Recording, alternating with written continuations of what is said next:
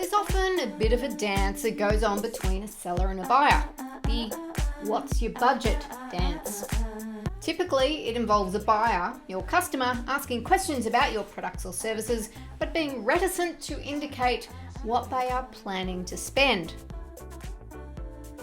I experience this quite often. People ask about some training, for example, but when I ask to clarify their budget, they say they don't have one. And that's fair enough. I've worked in businesses where we didn't know what we needed to spend until we talked with potential suppliers. So how do you price yourself when you have no idea what their spending appetite may be? Hi, I'm Bree Williams, the Behaviour Changer, and in this video I'm going to share ideas about how to get your customer to reveal their budget, starting with testing their tolerances. As much as they might not have a set amount in mind, your customer will typically have a ballpark tolerance level. Here's the type of thing you can say, adjusting the numbers to your industry and business, of course. From what you've shared with me so far, there are a number of ways we could go. For example, to give you a ballpark idea, for some clients, their training program is around $80,000. For others, it's more around the $10K mark. Where do you see yourself sitting? Are you closer to the $80K or $10K mark, do you think? By going first like this and putting some numbers on the table, it's then up to them to contribute to the conversation.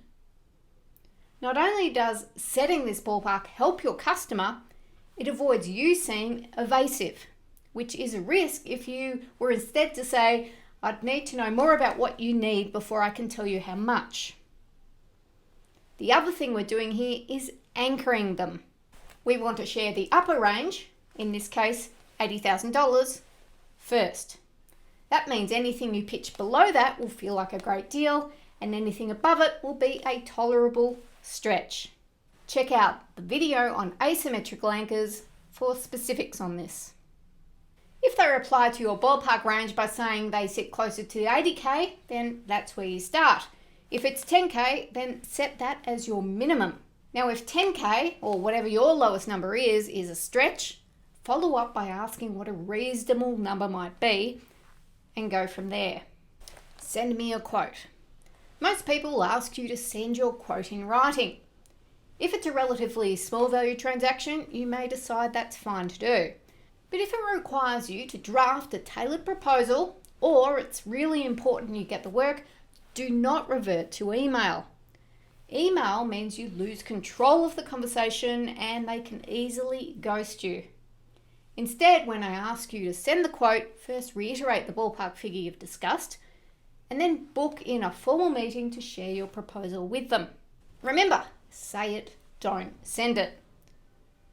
Now, if you're curious about exactly what you should say to do this, you'll need to join my Just Do This membership program.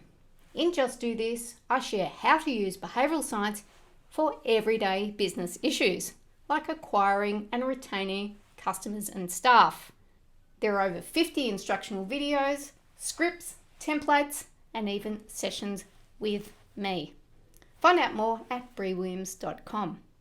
Now, if they balk at meeting with you, that's a signal to you that it may not be worth your time to create a proposal. If they hesitate, tell them it's important to meet so that their questions are answered there and then, and to make sure they get exactly what they need.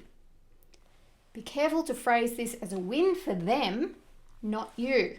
My get before give rule. Highlighting the value to them of having this meeting rather than just saying it's part of your process. As is always the case when it comes to pricing, as soon as a number is mentioned, it becomes a tangible expression of your work. As much as your customer might say they don't have any expectation, the fact is they will. That means it's your role to contextualize your price so your customer believes working with you is the best use of their money.